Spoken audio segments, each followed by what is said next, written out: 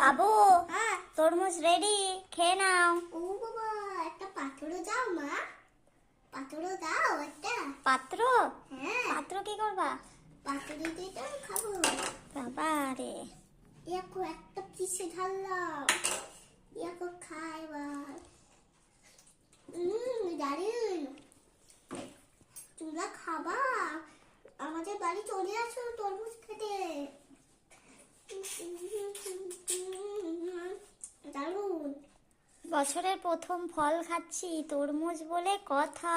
হ্যাঁ, গরমকালে কি মজা। ফলটার কি নাম বাবু?